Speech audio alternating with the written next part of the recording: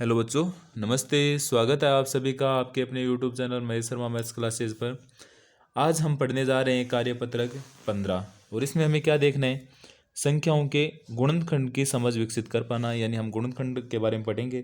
पीछे भी कार्यपत्रक में हमने पढ़ा है गुणनखंड के बारे में।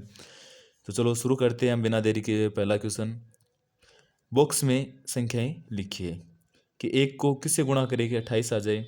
और मैंने आपको पहले भी बताया कि कोई भी संख्या हो उसको अगर एक से गुणा करते हैं तो वही सेम ही संख्या आती है। तो यानी 28 को एक से गुणा करेंगे तो क्या आएगी, 28।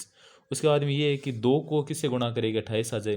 तो अगर ऐसे नहीं ध्यान में आए तो इसका भाग दे के देख लिया करो। जैसे 2 का 28 में भाग देंगे तो क्या आएगा, 14। 4 का 28 में भाग देंगे तो क्या आएगा, 7। उसके बाद में जैसे 4 गुणा 7 यानी 28, यहाँ 7 गुणा पूछा है तो 4 हो गए। ऐसे ही यहाँ कि 9 का 72 में भाग देते हैं तो आता है 8, तो 9 अंठे 72 हो गया ना।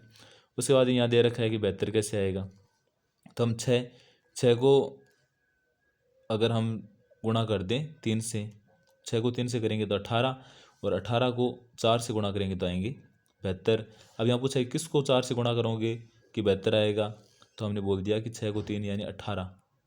ऐसे ही यहाँ पूछा है कि 2 इंटू 3 6, और 6 को किससे गुणा करोगे कि 72 आ सकता है। तो 6 को किससे करेंगे, 3 इंटू 4, 3 इंटू 4 यानी 12। ठीक है, ऐसे कि 7 का भाग दे देंगे 84 में तो जाएगा 12 बार। ऐसे 3 इंटू 6, और 6 को किससे गुणा करें कि 84 आ जाए। तो 6 को किससे गुणा करेंगे,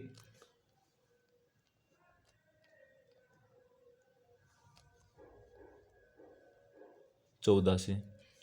ठीक है, ऐसे ही यहाँ है कि 4 को, तो 4 को किससे गुणा करेंगे, 4 को अगर मैं कर दूँ 3 से, तो 4 को 3 से किया तो 12, और 12 सत्ते 84। ठीक है, ऐसे 7 को 2 से किया तो आए 14, और 14 को गुणा कर दें 14 छक्के 84। ठीक है, ऐसे दूसरा क्वेश्चन, एक संख्याओं का गुणनखंड वृक्ष पूर्ण कीजिए। जैसे एक हमें ये करके दे रखा है कि 27 है, 27 को लिखा 9 इंटू 3।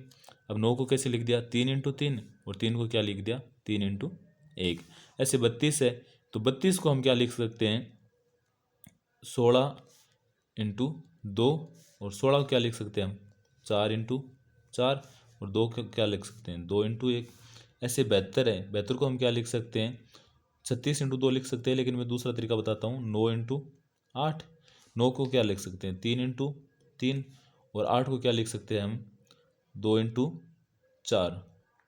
ये वृक्ष पूर्ण हो गया। ऐसे तीसरा, एक निम्नलिखित संख्याओं के अभाज्य गुणनखंड कीजिए। जैसे 90 की हमें यहाँ करके दिखा रखे हैं। ठीक है, ऐसे हम 462। तो अभाज्य गुणनखंड के लिए सबसे पहले सबसे छोटी संख्या का भाग देते हैं। तो सबसे छोटी संख्या ये सम है तो 2 का भाग जाएगा। तो 2 4 में गया 2 बार, 6 में गया 3 बार, और 2 में गया 1 बार। अब विषम संख्या आ गई तो 2 का तो जाएगा नहीं।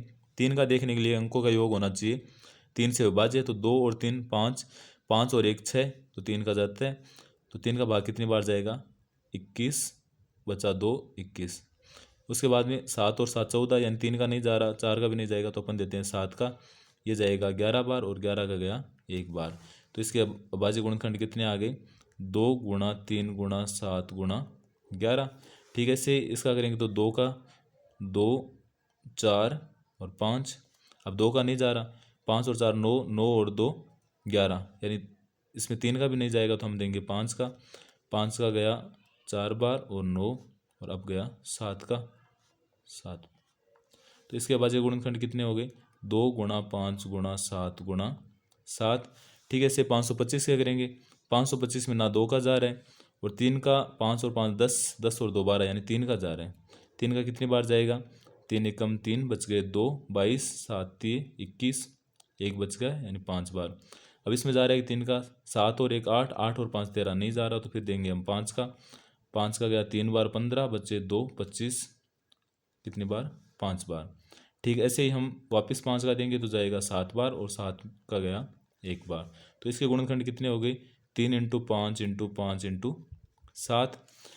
ऐसे 500 क्वेश्चन करेंगे, 512। और 512 में सबसे पहले 2 का कितनी बार गया, 2 5 6, वापस 2 का जाएगा 128 बार, वापस 2 का जाएगा 64, 2 का जाएगा 32, 2 का जाएगा 16, वापस 2 का देंगे तो जाएगा 8, यहाँ 8 से हम वापस शुरू कर देते हैं। 2 का जाएगा 4, 2 का जाएगा 2 बार, 2 का जाएगा 1 बार, ये हो गए। ठीक है, इससे 285 है तो 8 और 2 10, 10 और 5 15, यानी 3 का जाएगा। 3 का जाएगा 9 3 27, बच का 1 15, 9 5 14, 3 का नहीं जाएगा तो 5 का, और 5 का 1 9, और ये 19। ऐसे इसमें 2 का गया 2 बार, और उसके बाद में 5 और 5, 5 5 10 और 2 12, यानी 3 का भी जाएगा। 3 का गया 8 3 24, बचा 1 15, 5 5 का गया 17 बार, और 17 का गया 1 बार। ऐसे 2 का देंगे तो गया 300 बार, 2 का 150, 2 का 75, 3 का गया 25 बार, 25 में 5 का देंगे 5 बार, और 5 में 5 का गया 1 बार। ये थे गुणनखंड। गुणनखंड ऐसे कर सकते हैं, कोई भी संख्या है उसके इस तरह से भाग विधि से हम गुणनखंड कर सकते हैं। ये था कार्यपत्रक 15, और इसमें हमने गुणनखंड के बारे में पढ़ा। आप सबको कैसा लगा ज़रूर बताना। लाइक शेयर और सब्सक्राइब करना ना भूलना। Thank you.